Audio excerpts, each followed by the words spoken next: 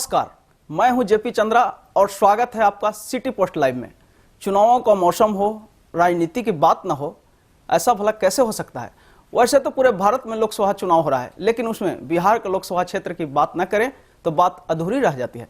आपको बता दें कि बिहार में लोकसभा के 40 सीट हैं, लेकिन बिहार के चुनाव में जाति की क्या अहमियत है उसको आज हम बताएंगे। तो आज हम आपके सामने एक ऐसे लोकसभा क्षेत्र के बारे में बात करने जा रहे हैं जिसका नाम सुनते ही आपके जेहन में यह सवाल उठने लगेगा कि क्या ऐसा भी हो सकता है कि आजादी के बाद से केवल एक ही जाति का उम्मीदवार लोकसभा चुनाव जीतता रहा हो। लेकिन यह कटु सत्य है और इस सच्चाई से इनकार नहीं किया जा सकता है। चलिए अब मैं आपको बताता हूं, उस लोकसभा क्षेत्र का नाम है औरंगाबाद। जी हां, औरंगाबाद जिला एक ऐसा लोकसभा क्षेत्र है जहां केवल एक ही जाति के उम्मीदवार आजादी के बाद से जीतते आए हैं और उस जाति का नाम है राजपूत। वैसे बता दें कि जिले में कुल वोटरों की संख्या 13,76,323 है, जिसमें पुरुष मतदाता 7,38,617 हैं तथा महिला मतदाताओं की संख्या 6,37,706 है। बिहार की औरंगाबाद सीट पर इस बार लड़ाई भारतीय जनता पार्टी बनाम महागठबंधन की है, यानी सीधी लड़ाई बीजेपी के सुशील कुमार सिंह और महागठबंधन के हिंदुस्तानी अवाम मोर्चा सेकुलर के उपेंद्र प्रसाद के बीच है। औरंगाबाद में राजपूत वोटर्स हावी रहे हैं। इस सीट से 9 प्रत्याशी अपना भाग्य आजमा रहे हैं। इस क्षेत्र में राजपूत वोटर ही हमेशा की तरह निर्णायक होते हैं। राजस्थान के रजवाड़े की तौर पर इस संसदीय सीट को बिहार का चित्तौड़गढ़ भी कहा जाता है। यहाँ का इतिहास रहा है कि सिर्फ राजपूत प्रत्याशियों को ही जीत मिली है। 1952 में हुए पहले चुनाव से लेकर 2014 के चुनाव तक हर बार राजपूत उम्मीदवार ही जीतते रहे हैं। औरंगाबाद संसदीय सीट पर बिहार के पूर्व मुख्यमंत्री सत्येंद्र नारायण सिंह और उनके परिवार का दबदबा रहा है।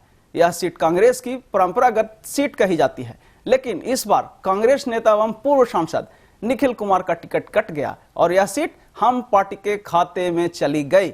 इस बार पिछड़े वर्ग के उपेंद्र प्रसाद को हम पार्टी ने अपना उम्मीदवार बनाया है। दोनों उम्मीदवारों में टक्कर कांटे की है। वैसे आपको बता दें कि औरंगाबाद संसदीय क्षेत्र के तहत विधानसभा की 6 सीटें आती हैं, जिनके नाम हैं कुटुंबा, औरंगाबाद, रफीगंज, गुरुआ, इमामगंज, टिकारी। अगर हम 2014 में हुए लोकसभा चुनावों की बात करें तो इस सीट से बीजेपी के सुशील कुमार सिंह जीते थे। उनके पिता भी इस लोकसभा सीट से सांसद रह चुके हैं, लेकिन उनके मृत्यु के बाद सुशील कुमार सिंह ने चुनाव का मोर्चा संभाला। हालांकि वे जदयू से बीजेपी में आए थे।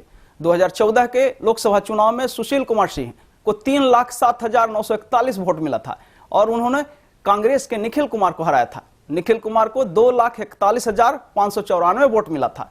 जदयू के बागी कुमार वर्मा 1,36,137 वोटों के साथ तीसरे नंबर पर रहे थे। वहीं 16वीं लोकसभा के दौरान सुशील कुमार सिंह ने 66 बहसों में हिस्सा लिया। वे 4 प्राइवेट मेंबर बिल को भी संसद में लेकर आए। जनहित के विभिन्न मुद्दों पर 371 सवाल उन्होंने संसद के पटल पर पूछा। वहीं अगर सभी जातियों के वोटों के प्रतिशत की बात करें तो वोटों का जातिगत प्रतिशत इस तरह का है: राजपूत 11.61%, यादव 15.41%, मुसलमान 10.77%, कोयरी 6.32%, भूमिहार 3.66%, ब्राह्मण 2.28%, रविदास 6.62%, पासवान 8.63% है। लेकिन इन सब के बीच अगर हम क्षेत्र के विकास की बात करें तो दलित और पिछड़े जातियों का दर्द जुआ पर झलक ही जाता है। उन लोगों का कहना है कि हम लोगों के गांवों और कस्बों में विकास पर कोई ध्यान नहीं दिया गया है। उन लोगों का यह आरोप केवल तत्कालीन सांसद पर नहीं है, बल्कि पूर्व में भी जो सांसद रहे हैं उनके बारे में भी यही उन लोगों का कहना है। दलितों और पिछड़ों के गांव अभी भी सड़क और बिजली पानी की सुविधा से महरूम हैं। मदनपुर प्रखंड के अंजनवा ग्राम निवासी तथा औरंगाबाद में वकालत का पेशा करने वाले जय सिंह यादव से जब हमारे संवाददाता ने इस बारे में पूछा तो उन्होंने कहा कि यहाँ के प्रतिनिधियों को जितना विकास करना चाहिए था उन्होंने नहीं किया है। केवल लोग वोट बैंक बनकर रह गए हैं। अगर ये हमारी आपको राजनीतिक खबर अच्छी लगी तो आप हमारे YouTube चैनल को लाइक करें, सब्सक्राइब करें और बेल आइकन को दबाना बिल्कुल न भूलें, ताकि हमारी हर राजनीति की खबर आप तक सबसे पहले पहुंचे। नमस्कार।